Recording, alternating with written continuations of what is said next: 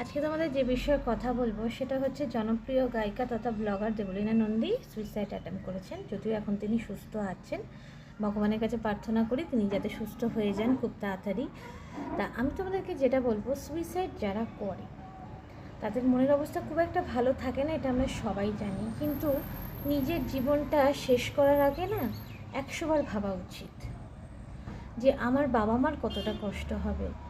যারা ভালোবাসার খাতিরে নিজের জীবনটা শেষ করতে চায়, যারা ভাবে যে আমি তাকে ভালোবেসেছি, সে যখন আমাকে পাত্তা দিচ্ছে না বা সে যখন বুঝতে পারছে না, আমি মরে গিয়ে প্রমাণ করবো যে আমি তাকে কতটা ভালোবাসতাম। বিশ্বাস করো, তুমি যখন বেঁচে থাকতে তোমার ভালোবাসা তাকে বোঝাতে পারো নি, অ্যাটলিস্ট তুমি মরে গিয়ে তোমার ভালোবাসা তাকে বোঝাতে পারবে না। কিচ্ছু যায় আসবে না, কারোর কিচ্ছু যায় আসবে না, একমাত্র তোমার বাবা মা ছাড়া। তুমি তোমার নিজের জীবনটা শেষ করেই দিতেই পারো, শেষ করে দিতেই পারো তুমি তোমার নিজের জীবনটা, কিন্তু কি হবে বলো তো? তোমার বাবা মা ছাড়া কারোর কিছু যাবে আসবে না। তুমি যার জন্য মরছো সে কি দৌড়ে চলে আসবে তোমার কাছে? না তোমার খোঁজ নেবে। বা সে যদি বুঝতেই পারতো যে আমি ওকে ছেড়ে দিলে ও কিছু একটা করে ফেলতে পারে, তার ভিতরে যদি এই বোধটুকু থাকতো, সে কি তোমাকে মাঝ রাস্তায় একা ছেড়ে দিতে পারতো কি?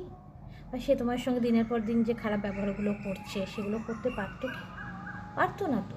তাহলে বেকার বেকার যে আমাকে ভালোই বাসে না, যে আমাকে বোঝেই না, আমি কেন আমার নিজের জীবনটা তার জন্য শেষ করে দেবো? তাই না? এটা তো প্রশ্ন, যে কেন আমি শেষ করব? কতগুলো লোকের সহানুভূতি পাবে তুমি মরে গেলে? আহারে মেয়েটা কত ভালো ছিল, বা ছেলেটা কত ভালো ছিল, কেন এরম করতে গেল, বোকাম